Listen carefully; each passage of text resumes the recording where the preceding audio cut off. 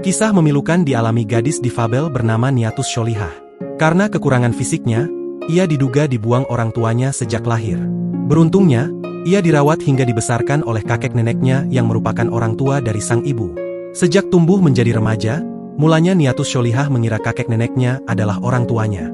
Hingga suatu saat seiring dirinya beranjak dewasa, Niatus Sholihah menyadari dirinya punya orang tua yang tega membuangnya. Kisah pilu Niatus Sholihah, gadis difabel asal Bondowoso, Jawa Timur ini sebelumnya viral di media sosial. Diketahui kisah pilu Niatus Sholihah itu kembali menjadi sorotan setelah video dirinya tampil di acara Kick Andi pada 2023 lalu beredar di media sosial. Dalam tayangan tersebut, ia menceritakan kisahnya yang tak dianggap orang tua. Niatus mengaku mengetahui sosok orang tuanya secara mengalir.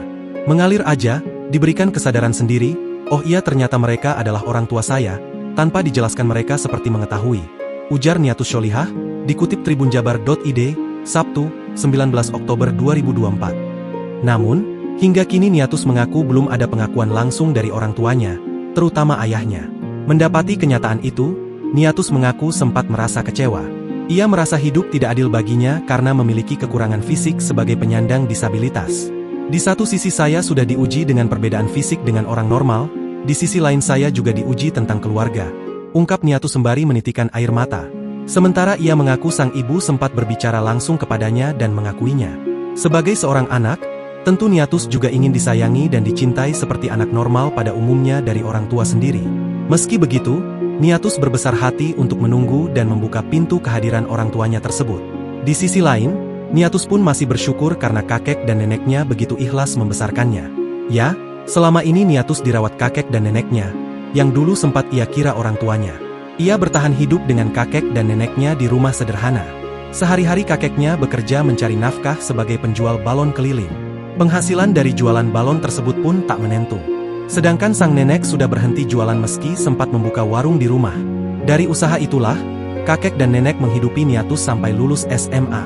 Niatus juga berusaha membantu kakek neneknya dengan berjualan sembari sekolah sejak SD. Meski penghasilan kakeknya tak seberapa, hal itu tak menjadi penghambat Niatus mendapatkan pendidikan. Bahkan Niatus akhirnya bisa melanjutkan pendidikan di perguruan tinggi berkat kegigihannya.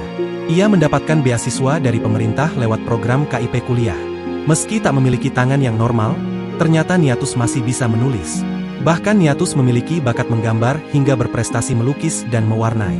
Diketahui Niatus mendapatkan beasiswa kuliah di Universitas PGRI Semarang dengan jurusan pendidikan guru pendidikan anak usia dini. Selama menjalani kehidupannya, tak jarang Niatus juga mendapatkan ejekan hingga direndahkan.